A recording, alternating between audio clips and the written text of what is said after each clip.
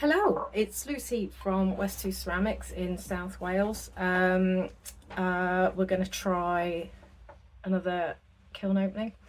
Um, I have tried to fiddle around with the settings on this microphone, and I'm not entirely sure it makes any kind of difference whatsoever. It's just the nature of being in a shed. It's really echoey. So I'm sorry. I am trying to make the sound a bit better, make the light a bit better. I'm just not having much luck at the moment, but that's because I'm not very technically minded and I don't know how these things work. I have got two small kiln openings today. I have markets coming up on Saturday. It's Wednesday now, so they weren't big kiln loads. It's just a final push to get the last few bits through and ready in time. I've got so much packing to do, it's nuts. Bless her, my friend was here helping me photograph stuff yesterday, and it was like a conveyor belt of trying to get things photographed and listed for Etsy. So that update is coming to Etsy probably after the market. So it's a bit of a random assortment of stuff today. I've got one small glaze firing and one decal firing using Xpressions decals. Xpressions decals are new to me. I've always used Sandbow. So if anybody has any advice on Xpressions decals, it would be very, very welcome. Because they are a little bit more finicky to work with, but that's okay. I never stress too much about little imperfections in decals because the creases do occasionally happen. But I'm just finding they're not as bright as I thought they would be. So we'll see. I'll go through the glaze firing first, and then we'll get to the decal stuff. So the first one is this one. So it is hand-built planter, and the texture is just a birch roller from, got it off Amazon. It's from Alexis Craft, I think. And then we've got drainage in the bottom and little round feet on it. I wanted to make a plate for this as well, but I just ran out of time. I did this because I had a lady up here doing a little bit of hand building with me. So she was having her first attempt at slab building, something like this. So this was the piece that I made with her. So on the inside is Amaco Rainforest, 3 coats. I would usually do 4, but I was running very, very low, so I only did 3. And then I did some Amaco Rainforest on the outside, wiped it back, and then put fog on top, Amaco fog, 3 coats of. So that's pretty.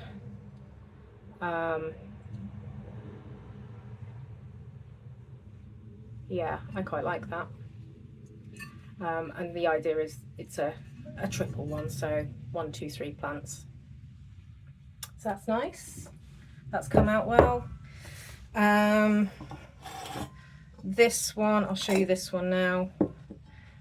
She won't see this. So this is the lady who was she was testing out her slab building skills. So this is the version that she did. And she used the honeybee roller. Again, from Alexis Craft on Amazon. And this one we did in Amaco's Golden Honey to about here. And then the inside, it's got no drainage holes in this one. The inside and down to about here was Spectrum Curry. So I'm hoping she's going to be really happy with that, because she did, for a first attempt, She did a really, really lovely job. So she will be hopefully picking that up at the market on Saturday. So that will be exciting. So well done, Karen. I have big planter. So this one went into both firings. So this was in the glaze firing and it went into the decal firing. So I've got to try and not drop it now. So the plate is just 3 coats of Amaco's new Flux Glaze, the Ocean Drift. And then the planter itself was Ocean Drift. And then Spectrum Tap, I can never say it. Is it Tapenade? Yeah, Tapenade. Down to about here, 2 coats of, and then another little band of Ocean Drift on top. So that was cute. And then I put the Xpressions, the beach hearts on this one, and it was only because I actually needed to fill up a little bit of space in the decal firing. And I kind of wanted to see, I knew they wouldn't be as clear on the anything that's not white, but I wanted to see kind of how light it has to be, and I think it's just a little bit too dark, but they're okay. They're okay. The decals were a little bit of an afterthought on this one, because it was a little bit of a test. It had a tiny, it's not gone all the way through, but there was a bit of a tool mark here that's just gone through when I've been trimming it a little bit, but it's not cracked or anything, so that's fine. So that'll be going with me on Saturday. All of these will be going with me on Saturday. This one was the same glaze as the oil bottle from the last opening. So this is Mako Fossil Rock with 1 coat of River Birch on top. So 3 coats of Fossil Rock, 1 coat of River Birch, Power Turquoise, Celadon Bloom, and Amaco Snow in the middle. And that's the same on the outside. But they do have a tendency to want to, this one actually got snapped. This bit got snapped before the bisque firing, and I used bisque, not bisque fix, but Spectrum, I can't remember what it's called, mending paste, to get that back on, and it went through the bisque okay, and it just looks like it has tried to separate and it's come out a little bit, but it's okay, it's solid, it's functional, but they do have a tendency to want to drip. I mean, what do you expect when you put really runny glazes on something like that? But it's not, there is a gap, so it's a yarn bowl, so it will function perfectly well as a yarn bowl. And I think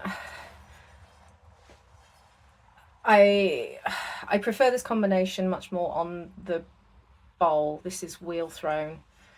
I prefer this than I did on the oil bottle.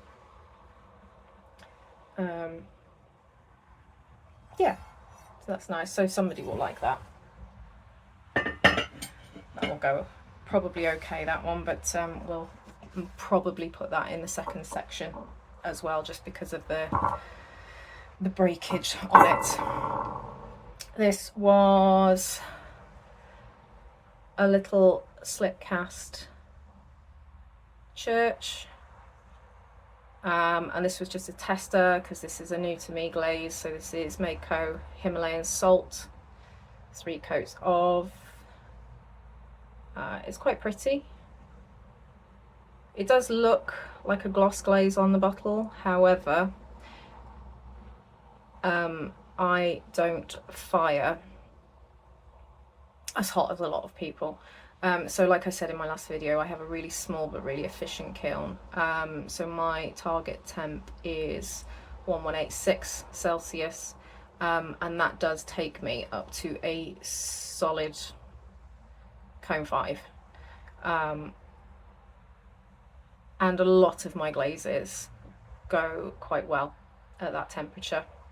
They mature quite well at that temperature. So I'm reluctant to push it any further. However, I may need to increase the temperature for things like ancient copper, and possibly the Himalayan salt will test at that temperature as well. But a lot of my glazes are quite runny.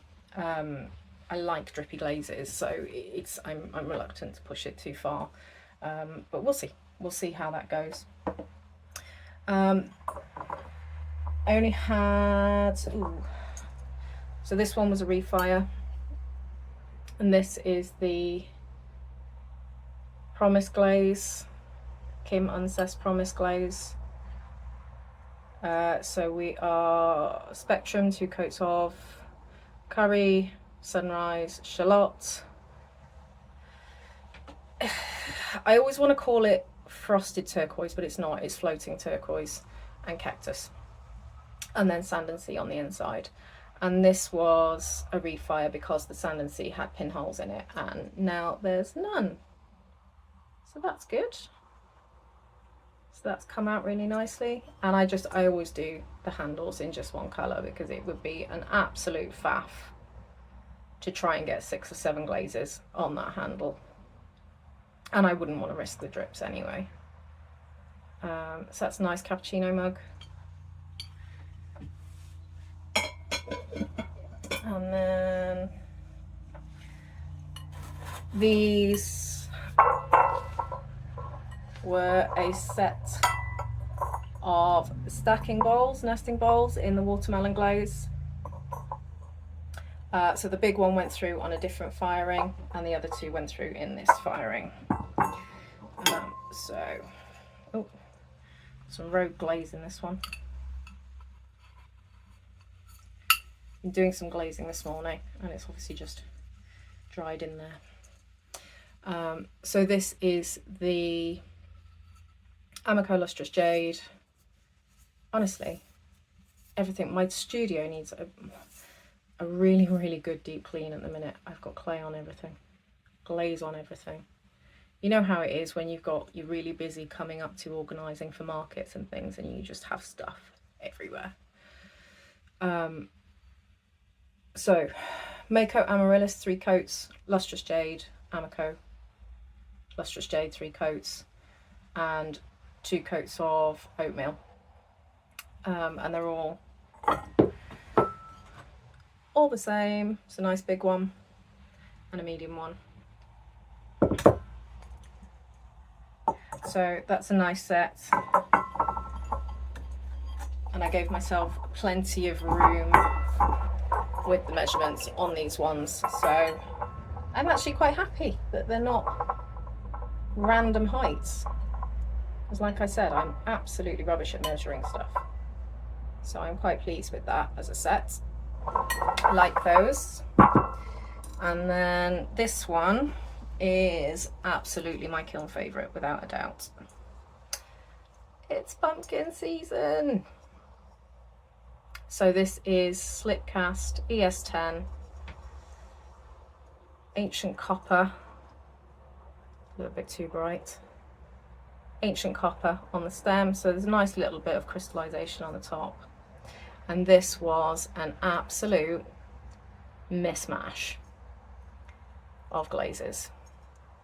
So it was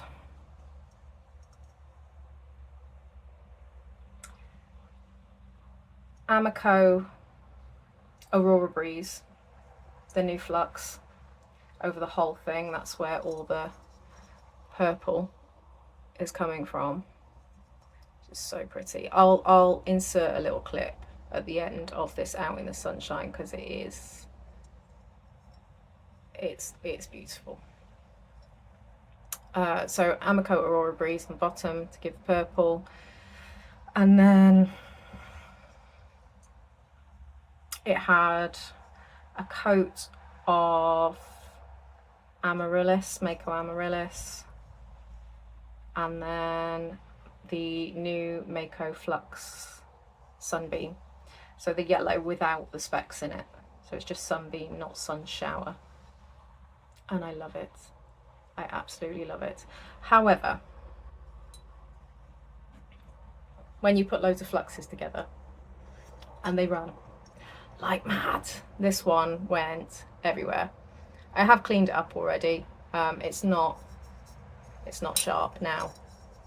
But yes, there was a lot of glaze. I use advancer shells in my kiln. I have 2 little advancer shells.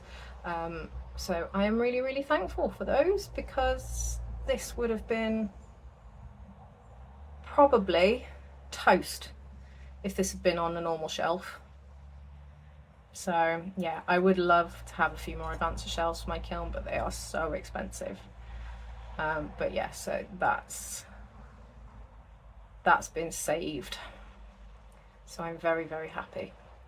Very happy. And if you're thinking about advancer shells, absolutely worth the investment. 100% worth the investment. I love my advancer shells. So this one, I think, yes, so this one is the last one that came out of this glaze firing, and this was a little slip cast tumbler. This has got the Clayscapes clear inside as well, so I'm really thankful that this didn't break, because I love it. And this was 3 coats of Himalayan salt by Mako, kimchi, spectrum kimchi to about here, and then the crystals on top is Mako Jungle Gems Pink Pixie, and I love it. I love it. I really struggle with Jungle Gems. I had I bought 1 little sample bottle of Monsoon Seas and tried it with that. Monsoon Seas does not like going anywhere near cone 5. It just blisters like crazy. But I was a little bit put off because of that. But yeah, so we tried the Pink Pixie and it is stunning. I love it. We'll definitely be doing that again. And this also went into the decal firing. Sorry, the light again is rubbish. So I really like him. He's really, really cute. And he's gone on nice and smooth because it's straight-sided. No creases in this one. Quite happy with the colour on that one. So yeah, so I would call that a successful decal. However, I also got from Xpressions the turtles, and they've just come out so dark. So dark. So there was the cappuccino mug and the lid of this butter dish, and they're just so dark. Just see if I can, is that any better with the lighting? Yeah, I don't know why they're so dark compared to everything else.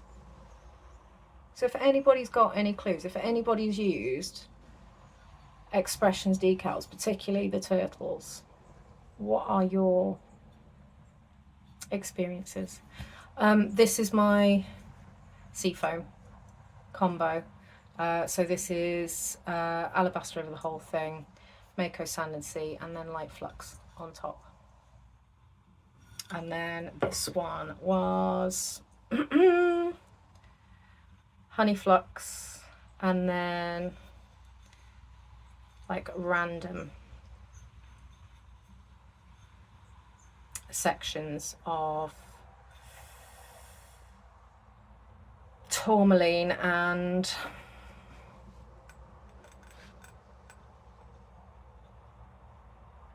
I can't remember this one. It was a really long time. It was ages ago that I glazed this and glaze fired this. It was like months ago, and it's been sat upstairs waiting for something to happen with it.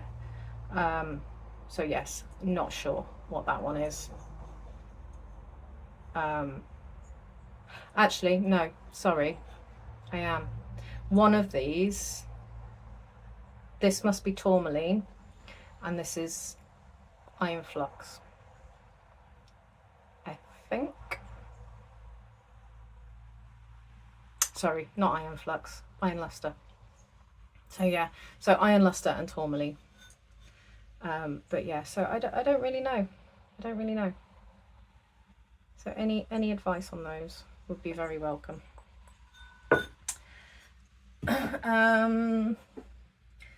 These ones, where's the other one? I did 2 of these. And again, I just feel like they're a bit light compared to what I was kind of expecting. So they've got fox on the front, hairs on the back, and the glaze combo is 2 coats of honey flux, 1 of river birch. This is Lisa Finkle's combo. Amico obsidian, and then blue hydrangea on top of that, and then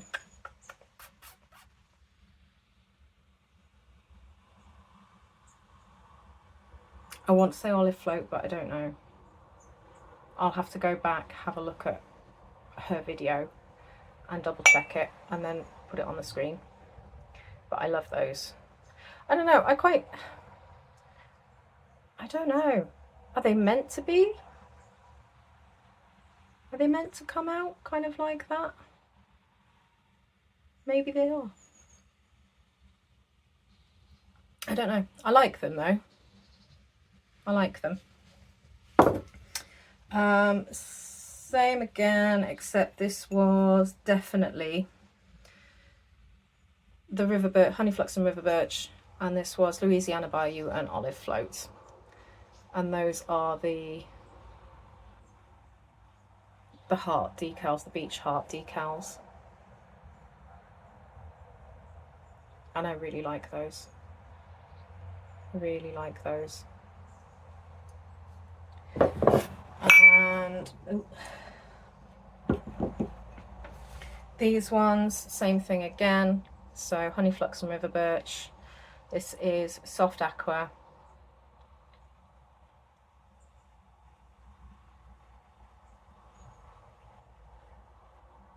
I want to say it's kimchi, but it looks too dark for kimchi, so I'm not sure.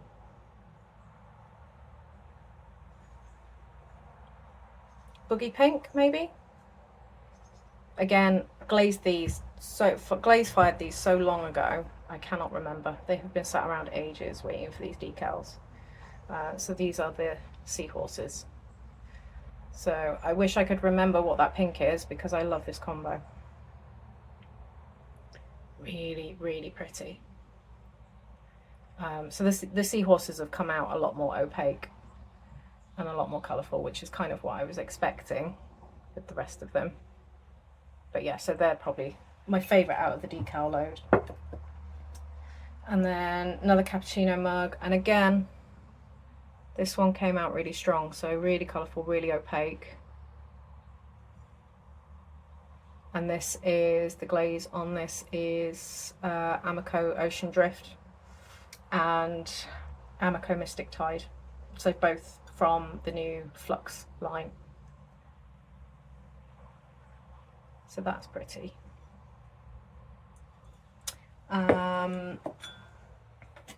This one, actually let's do this one first. So this was another top of another butter dish, and this is honey flux and river birch and textured turquoise. So the river birch combination up to about here, and then this is just textured turquoise on top.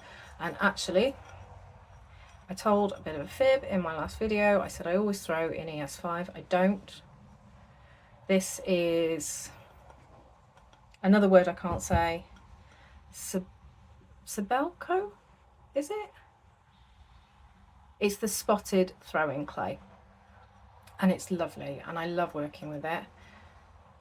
And I tend to do it raw. I tend to leave a section of raw on it because I just love the clay body. And I do with my butter dishes anyway. So there's a plate that sits. I've got an unglazed one I can show you.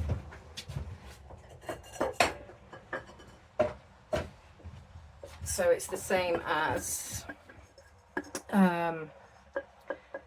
Kim Unseth does them this way as well. So they have an inner ring. And A, it's because it keeps your butter a lot tidier. But B, so I wax the bottom of this and I wax this ring. And then when I fire them, when I glaze fire them, I stand it up, I separate them with little dots of wadding. And it just means that when they fire together so that they don't warp out of shape massively. So they fire and they fit nicely afterwards. So this, I usually leave a portion down here, unglazed, and obviously that inner ring is unglazed as well, just in case, because you don't want them to stick together. So yeah, so they fire like that.